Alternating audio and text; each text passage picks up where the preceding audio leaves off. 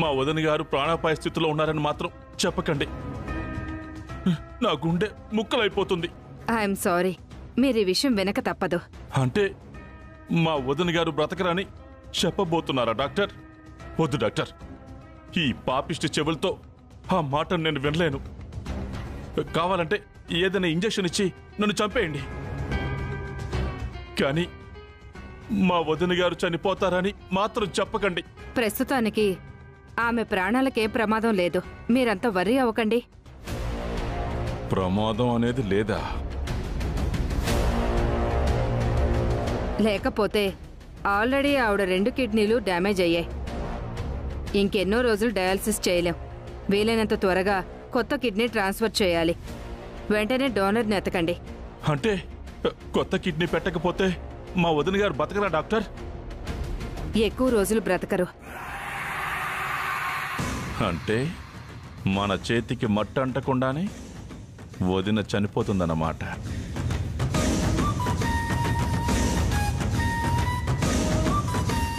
లేదు డాక్టర్, మా వదిన ఎక్కువ రోజులు బ్రతకాలి, నిండు 100 ఏళ్ళు బతకాలి. కిడ్నీ డోనర్ కోసం నేను వెతుకుతాను. ఏదైనా పేపర్లో యాడ్ ఇవ్వండి, మేం కూడా ట్రై చేస్తాం. కాస్త ఎక్కువ అమౌంట్ ఇస్తే వెంటనే డోనర్ దొరకొచ్చు. అలాగే డాక్టర్, ₹1,00,00,000 ఖర్చైనా సరే కిడ్నీ డోనర్ని నేను వెతుక్కుంటాను. మీరు వెళ్ళండి.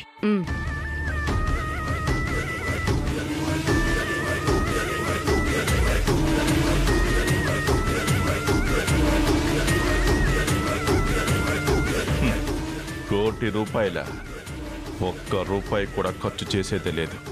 పేపర్ ప్రకటన కూడా ఇవ్వను. మా వదిన ఈ హాస్పిటల్లోనే చావాలి. ఏ దేవుడొచ్చి కాపాడతాడో నేను చూస్తాను.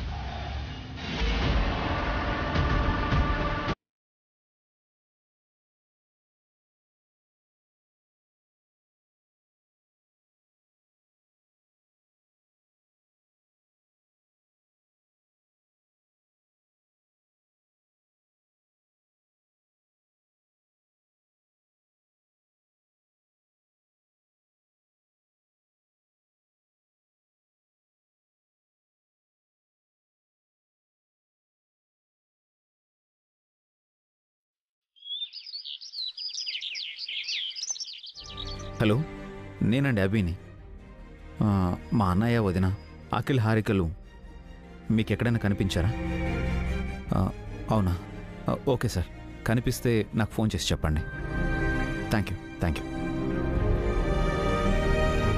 అన్నయ్య అఖిల్ గురించి ఎవరిని అడిగినా తెలీదు, చూడలేదు అంటున్నారు. వాళ్ళు ఎక్కడికి వెళ్ళి ఉంటారు? ఏవండి,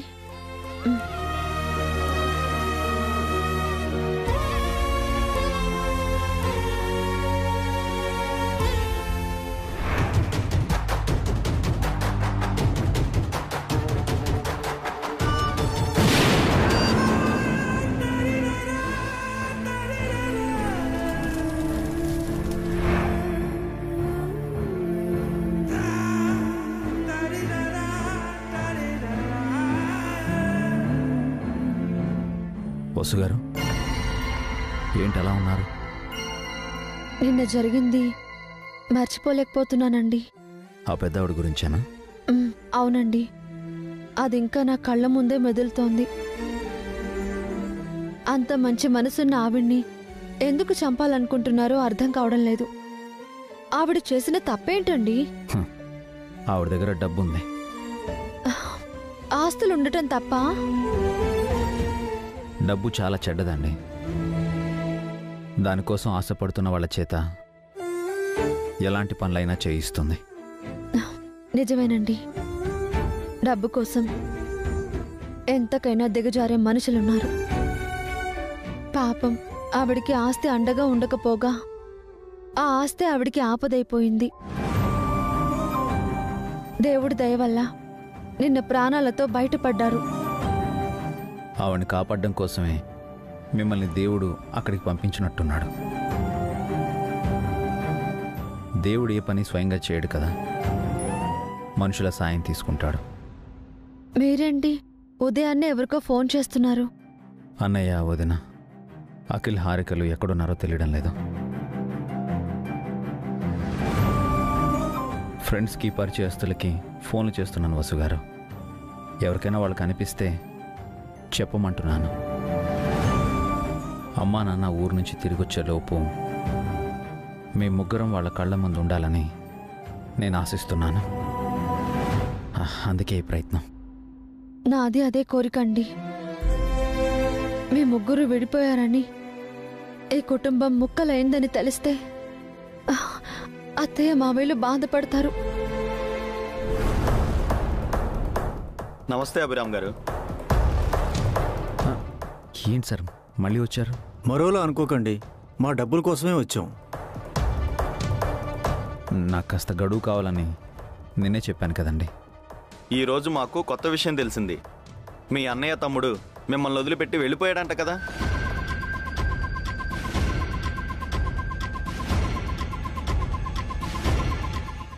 లేదండి, వాళ్ళు మాతోనే ఉన్నారు. ఎందుకమ్మా అబద్ధాలు చెప్తారు? ఆ ఇల్లు మీ ముగ్గురు అన్నదమ్ముల పేరు మీద ఉందని మాకు తెలుసు. మిగతా ఇద్దరూ లేకుండా అధికారికంగా మాట్లాడి ఇల్లు అమ్మడం అసాధ్యం. అప్పుకి మా అన్నకి తమ్ముడికి ఏ సంబంధం లేదని, మొత్తం బాధ్యత నాదని చెప్పాను కదండి. చెప్పారండి, కానీ మీరొక్కరే అంత తప్ప ఎలా తీరుస్తారు? ఎలాగోలా తీరుస్తానండి. క్షమించండి, మాకు నమ్మకం లేదు. వెంటనే మా డబ్బులు మాకు కావాలి.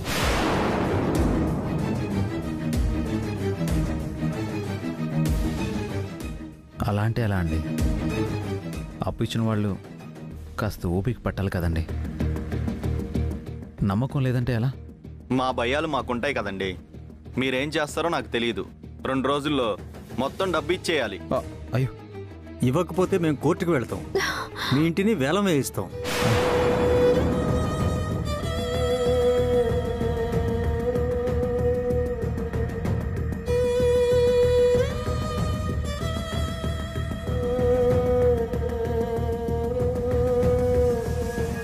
ఏంటండి వీళ్ళు ఇలా మాట్లాడుతున్నారు? మీపై నమ్మకం ఉండబట్టే కదా అప్పిచ్చారు. ఇప్పుడు నమ్మకం లేదు అంటారేంటి? ఏం మనుషులండి వీళ్ళు? మనుషులు కాబట్టి అలా మాట్లాడారు వసు గారు. ఏదేమైనా మనకి రైట్ టైంలో అప్పు ఇచ్చి హెల్ప్ చేశారు. వాళ్ళననే రైట్ మనకు లేదు. 2 రోజుల్లో 20 లక్షలు ఎలా కడతామండి? ఎలాగైనా కట్టాలి. ఇల్లు వేలం వేయకుండా ఆపాలి.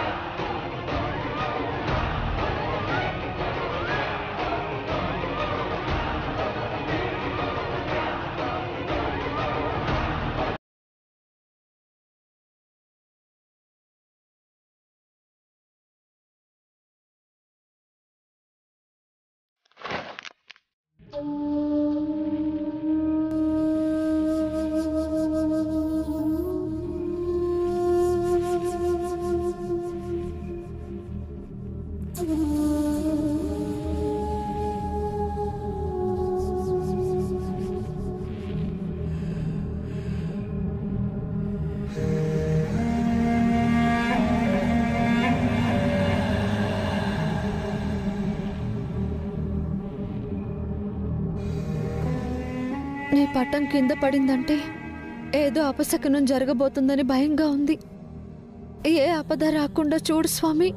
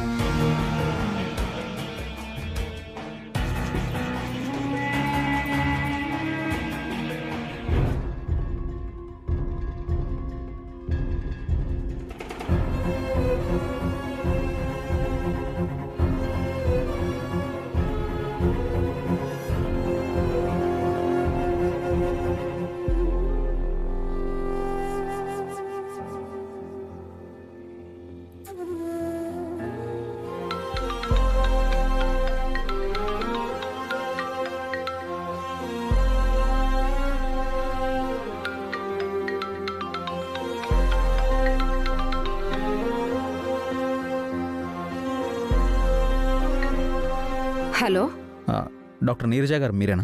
అవును, మీరెవరు?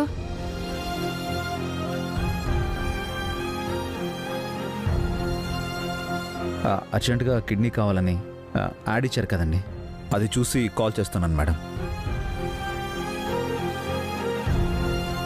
కిడ్నీ డోనర్ ఎవరైనా ఉన్నారా? ఉన్నారు. ప్లీజ్ ఇమీడియట్గా వారిని మా హాస్పిటల్కి తీసుకురండి. వెంటనే కిడ్నీ ట్రాన్స్ప్లాంటేషన్ చేయాలి. ఇఫ్ యూ డోంట్ మైండ్ రేపు రావచ్చా? రేపా?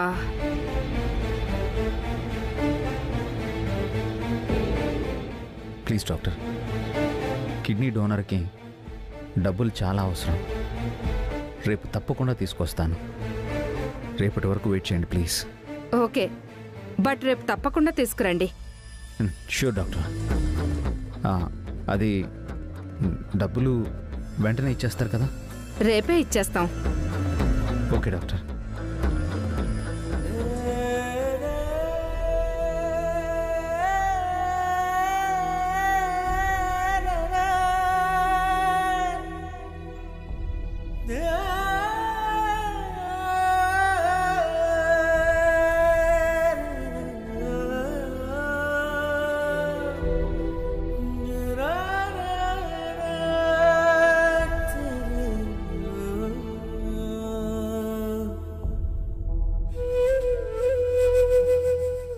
రేపటితో అప్పు తీరిపోతుంది. ఎలాగైనా అన్నయ్యని అఖిల్ని ఇంటికి తీసుకురావాలి.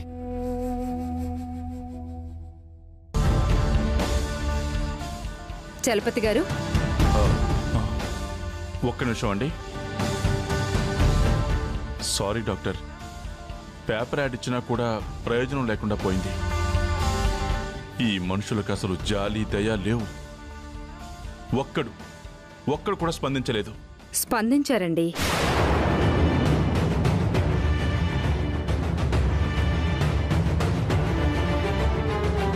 ఎవరు డాక్టర్?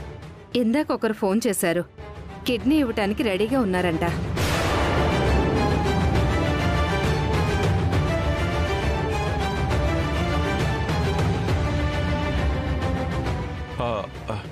ఎవరు డాక్టర్? ఎవరా పుణ్యాత్ముడు? ఎవరా దేవుడు? ఆయన కాళ్ళు కడిగి నా నెత్తి మీద చల్లుకుంటాను. అతనెవరో నాకు తెలీదు. పేపర్లో యాడ్ చూసి ఫోన్ చేశారు. పేపర్ యాడ్ నేను ఇవ్వలేదే. ఈ హాస్పిటల్ వాళ్లే ఇచ్చుంటారు. డోనర్ని తీసుకుని హాస్పిటల్కి వస్తానన్నారు. మీరు మనీ రెడీ చేసుకోండి. మీ వదిన గారు సేఫ్. కంగ్రాట్స్.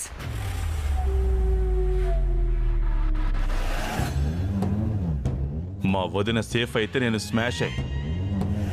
ఇంతకీ డబ్బుల కోసం కిడ్నీ అమ్ముకుంటున్న ఆ ఎదవ ఎవడు?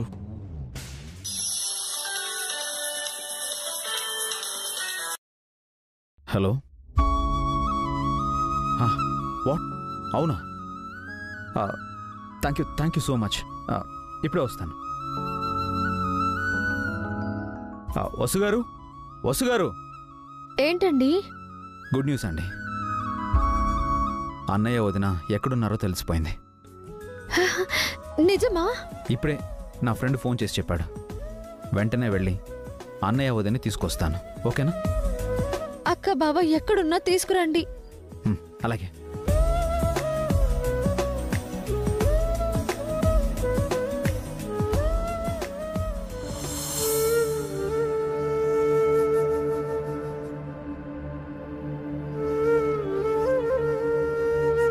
ఇంటి నుంచి బయటికొచ్చేసి ఒక రోజయింది.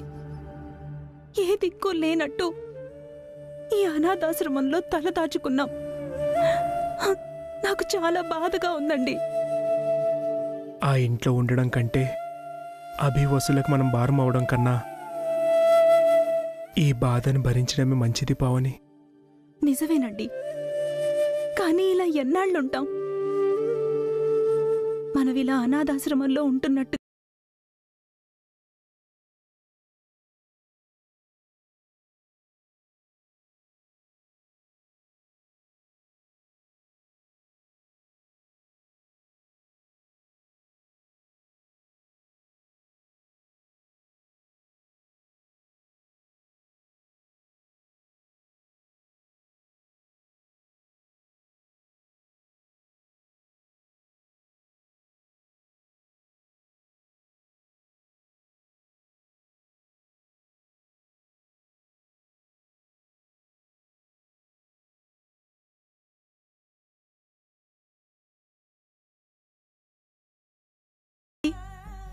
ఏదో బాధలో అన్నాను తప్ప మిమ్మల్ని తక్కువ చేయాలనే ఉద్దేశంతో కాదు. నువ్వే నన్ను క్షమించాలి పావని. మన ఈ స్థితికి కారణం నేనే. నా చిన్నప్పుడు నాన్న పైన, ఒక వయసు వచ్చాక అభి పైన ఆధారపడ్డాను. ఏ రోజు సొంతంగా ఆలోచించలేకపోయాను, స్వతంత్రంగా బ్రతకలేకపోయాను. ఒక రకంగా నేను ఫెయిల్యూర్ని, అసమర్థుణ్ణి, ఏమీ చేతకానివాణ్ణి. అయ్యో, అలా మిమ్మల్ని మీరు నిందించుకోకండి. అంతకుమించి నాకు విలువేముంది పావని? కనీసం కొత్తగా పెళ్ళైనా మన అమ్మ ఇంటికి కూడా మనం వెళ్ళలేకపోతున్నాం. నీకొక ఇల్లు, కడుపు నిండా తిండి కూడా పెట్టలేకపోతున్నాను. ఎంతో గౌరవంగా ఒక పెద్దింటి కోడలుగా బ్రతికిన నిన్ను ఇలా అనాథాశ్రమంలో తల దాచుకునేలా చేశాను. ఇదంతా నా తెలివి తక్కువతనం వల్లే. అదేం లేదండి, కష్టాలు అందరికీ వస్తాయి, అలాగే మనకి వచ్చాయి. ఈ కష్టాల నుంచి ఎలా బయటపడాలన్నది ఆలోచించాలి. అదే ఆలోచిస్తున్నాను పావని. త్వరగా ఏదో ఒక జాబ్ వెతుక్కొని అభి వసూలకి మన వల్ల అయ్యేంత సహాయం చేయాలి. అప్పుడు వరకు ఇలాగ ఇక్కడ గుట్టుగా ఉందాం, ఇక్కడే ఉందాం.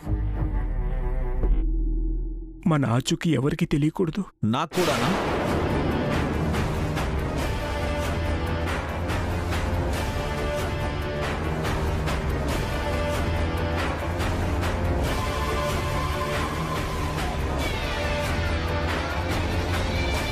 ఏంటన్నయ్య ఇది? మీరు అనాథాశ్రమంలో ఉండడం ఏంటి? వదినా, మీరు చెప్పండి, ఏంటిది?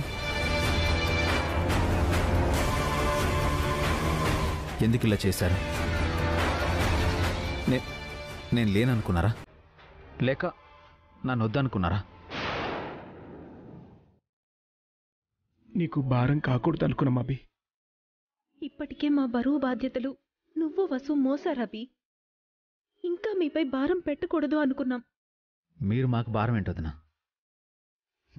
మీరు మా బలం అన్నయ్య. మీరు మా ధైర్యం. మీరు లేకపోతే మేం బలహీనులం అయిపోతాం అన్నయ్య. అయినా మమ్మల్ని వదిలి ఎలా రావాలనిపించింది మీకు? మమ్మల్ని ఏ కాకులు చేయాలని ఎందుకు అనిపించింది? మేమేం తప్పు చేశామన్నయ్య?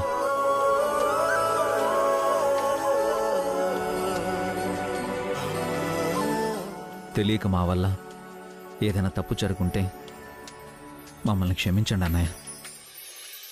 దయచేసి ఇంటికి రండి. అయ్యో అభి,